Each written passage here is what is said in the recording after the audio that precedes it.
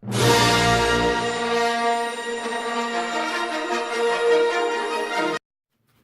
everyone, it's Star Wars Dude 2000, and it's that time of the week again. It's it's my Star Wars review day. I will be reviewing Star Wars: The Clone Wars of 2003, which was directed by Genndy Tartakovsky.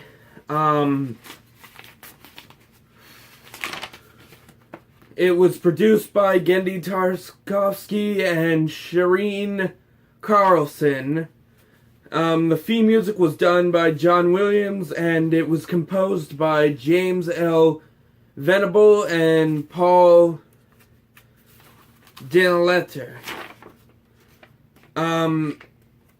Matt Lucas voices Anakin Skywalker. James Arnold Tyler voiced Obi-Wan Kenobi, and Gray Griffin voiced Asajj Ventress and Padme Amidala.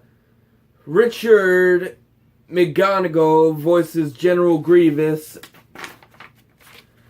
and basically, this was the first show on the Clone Wars we got, the first taste of the Clone Wars we got after the Attack of the Clones. It was supposed to provide more hype for the Revenge of the Sith movie, and it's basically a bunch of anthology stories which takes place after Attack of the Clones, which is Volume 1 mostly. And then we get the introduction of Grievous and the story of how Chancellor Palpatine came aboard the Invisible Hand which we see him on during Revenge of the Sith. We watch the well-known story of Mace Windu that Yoda explains, I believe, in another Clone War, in the second Clone Wars series, which I'll be getting to next week. But so yeah, we get to watch him fight on Dantooine against a whole army of super battle droids and B-1 battle droids, and take down a giant ship that crushes most of his battalion. And we get to see Yoda fight a bit more than we did in the Attack of the Clones, and we are able to watch we get to see more of Grievous's fighting style, unlike what we saw in Revenge of the Sith and the 2008 Clone Wars series, where here we get more of a story on where his cough came from, how all the first few Jedi he's killed,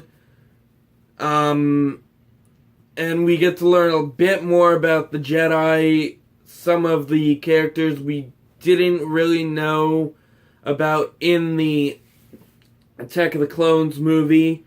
Sadly, it's only 2 volumes, which is about 25 episodes. I wish they'd continued it. I mean,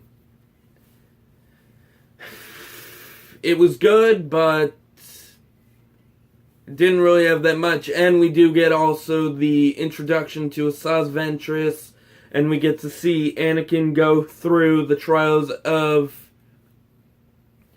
a Padawan, and we get to watch him become a Jedi Knight due to the expansion of the war across the galaxy. We get to meet a great bounty hunter. No offense, Boba Fett, but this guy completely destroys you, would completely destroy you in a battle. His name is Dirge, and we really don't hear much about him until before now. He's a symbiote. I cannot remember the name of his species, but I do know he can regrow limbs. It's very hard to kill his kind. You literally have to shoot him into a sun just to destroy him, or put him through lava. We watch Obi-Wan try to destroy him from the inside. We watch Obi-Wan try and cut him up, but nothing. It does nothing, and we watch as he regrows, and we finally see him again in the comic books. We get to find out how Anakin got one of his scars. We get to watch a huge clone battle during the first volume, first, second, and third episode, I believe, before we get into the fight between Asajj Ventress and Anakin. We get to witness the great tactics of the clone battalion that was led by Obi-Wan, Anakin, and another Jedi, which his species looks like a wolfman. So yeah, and more facts would be, sadly, it's no longer canon. It's claimed to be Legends because they had to create another Clone Wars series, so this was short-lived, and it was, again, it's the first intro of General Grievous and Dirge and Asajj Ventress. We actually get to see how Ventress became Darth Tyrannus' aka Count Dooku's apprentice and assassin, and sorry guys, I've got butter in my throat from going to see I saw the Solo movie tonight, and it was great. More on that after the Revenge of the Sith review in a couple of weeks. But back to the Clone Wars series, we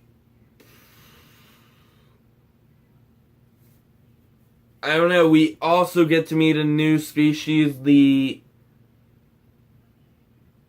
Zavranian,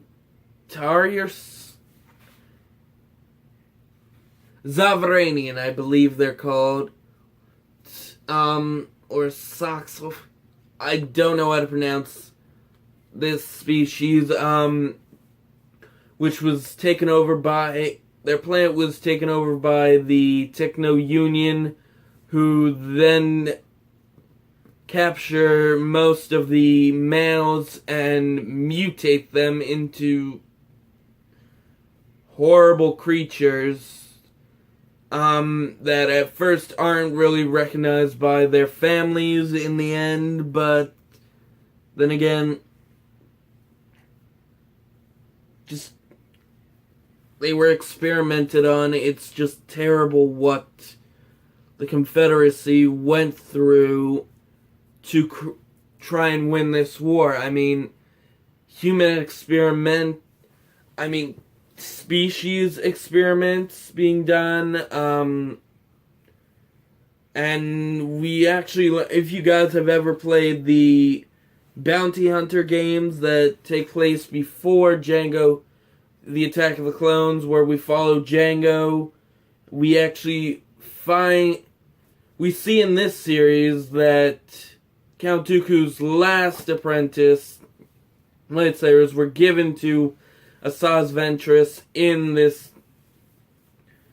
series, and they're used in the 2008 Clone Wars series. But yeah, this was a great show. I loved it. I just feel you cannot watch Star Wars completely without watching this series, even though, again, it's no longer canon. They count it as Legends because it came before Disney created the canon universe, and before the Clone Wars TV series was created.